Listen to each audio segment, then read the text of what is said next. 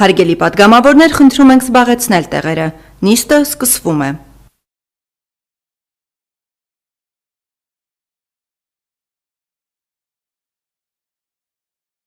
Հարգելի գործընկերներ,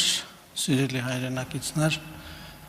Ազգային ժողովի կանոնակարգ սահմանադրական օրենքի 124-րդ հոդվածի համաձայն յուրաքանչյուր հերթական նիստերի երեքշաբթի օրվա վերջին հիմնական նիստում պատգամավորները կարող են հանդես գալ մինչև 3 րոպե հայտարարությամբ։ Պատգամավորը հանդես է գալիս հայտարարությամբ ըստ հերթագրման հաջորդականությամբ եւ բացակա պատգամավորները դահլիճից զրկվում են ելույթի իրավունքից, գրանցում ելույթների համար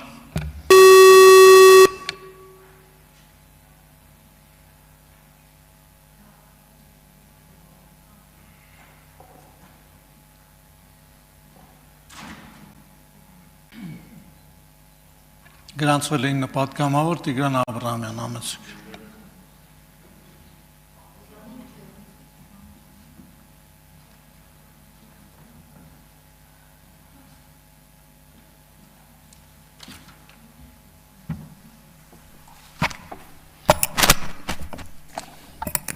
Հարգելի հայրենակիցներ,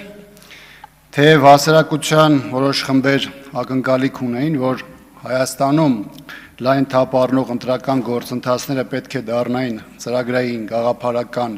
բանավեճերի հարթակ, սակայն իշխանությունը հավատարիմ մնալով իր արատավոր քաղաքական գծին, այն վերածում է վիրավորանքի, զրպարտության, կեղծիքի, անարդարության եւ անհավասար պայմաններում առավելություն ապահովելու անազնիվ մրցած պարեզի։ ՀԿ-ն իր համագումարյան բանաձևով արձանագրեց, որ մեր քաղաքական առաջնահերթությունը ինքնանպատակ իշխանություն ունենալը չէ,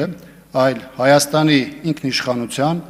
պետականության, ազգային արժեքների ու արժանապատվության, ժողովրդի անվտանգ եւ բարեկեցիկ ապագայի պաշտպանությունն է։ Ստեղծված իրավիճակում ընդդիմադիր ուժերը հաջողության հասնելու ճանապարհին իրենց գործողությունների հիմքում պետք է դնեն նախորդ տարիների խորհրդարանական փողոցային պայքարի փորձն ու արդյունքները եւ անհրաժեշտ եզրահանգումներ անեն։ Սեփական սխալների ընդունումը քաղաքական թուլության նշան չէ, այլ դրանցից հետևություններ անելու,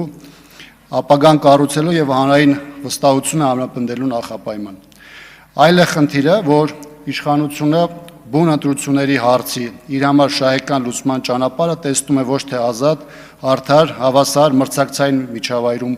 պայքարի, այլ ապօրինությունների միջոցով քաղաքական հակառակորդներին մեկուսացնելու, վնասելու, ընդհուպ ազատությունից զրկելու ճանապարհով։ Ընտրությունների լեգիտիմությունը որոշվում է ոչ միայն բուն քվեարկության օրով, այլ միջև այդ ձևավորված միջավայրով։